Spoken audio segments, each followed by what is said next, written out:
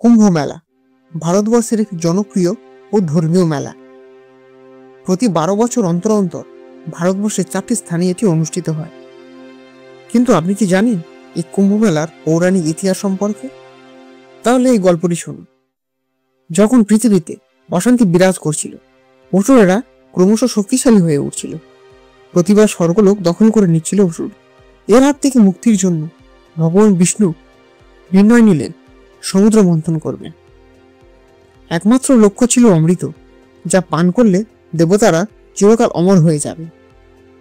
কিন্তু এই অমৃত প্রাপ্তি সহজ কাজ ছিল না।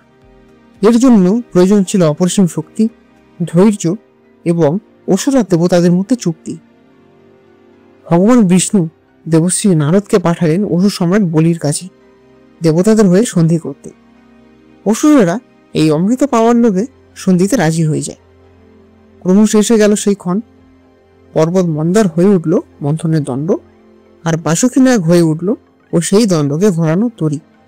দেবতারা দণ্ডের একদিকে এবং অসুরেরা অন্য দিক থেকে টানতে লাগলো। মহাসমুদ্র যেন ফসে উঠল। মন্দার পর্বত স্থিতিশীল থাকতে পারছিল না। ভগবান বিষ্ণু তখন কচ্ছপ অবতার ধারণ করলেন এবং মন্দার পর্বতের নিচে অবস্থান করলেন, যাতে পর্বতটি স্থির থাকে। সমুদ্র মন্থনের সাথে সাথে একের পর এক অসাধারণ জিনিস উঠে আসতে লাগলো।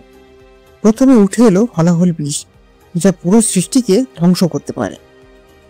এই বীজ থেকে সৃষ্টিকে রক্ষা করার জন্য দেবাদিদেব মহাদেব নিজের কণ্ঠে সেই বীজ ধারণ করলেন।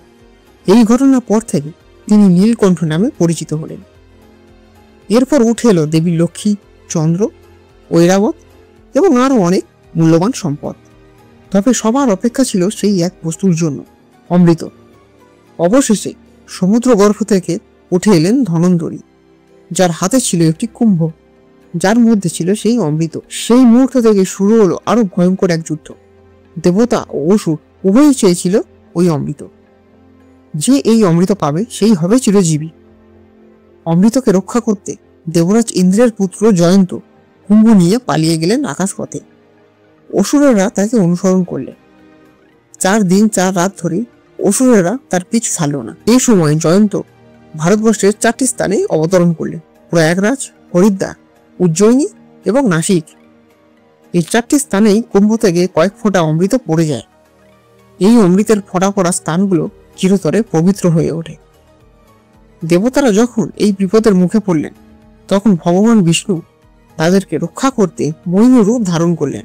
মোহিনী অসুরদের মুক্ত করে অমৃতের কুম্ভ নিজের হাতে নিলেন এবং কৌশলে দেবতাদের মধ্যে তা বিতরণ করে দিলেন। অসুরেরা প্রতারিত হলো এবং দেবতারা অমৃত পান করে চিরজীবী হলেন। এই কাহিনী স্মরণে প্রতি 12 বছর অন্তর এই 4টি পবিত্র স্থানে কুম্ভ মেলা অনুষ্ঠিত হয়। এই মেলা কেবলমাত্র একটি ধর্মীয় সমাবেশ নয়, এটি সেই ঐতিহাসিক এবং আধ্যাত্মিক মুহূর্তের প্রতীক, যা দেবতাদের বিজয় এবং অমৃতের পবিত্রতার স্মৃতি ধারণ করে। ভক্তরা বিশ্বাস করেন এই মেলায় স্নান করলে তাদের পাপ মোচন হয় এবং তারা জীবনে পবিত্রতা লাভ করে। তাদের বিশ্বাস এই স্নান মুক্তি এবং পরিত্রাণের পথ সুগম করে।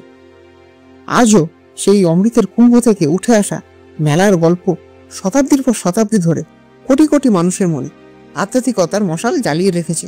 গল্পটি যদি ভালো লেগে থাকে তাহলে একটা লাইক করুন, আর পৌরাণিক জগৎ বাংলা চ্যানেলটিকে সাবস্ক্রাইব করে বেল নোটিফিকেশনটি অন করে দিন পরবর্তী এরকম পৌরাণিক কাহিনী শোনার জন্য।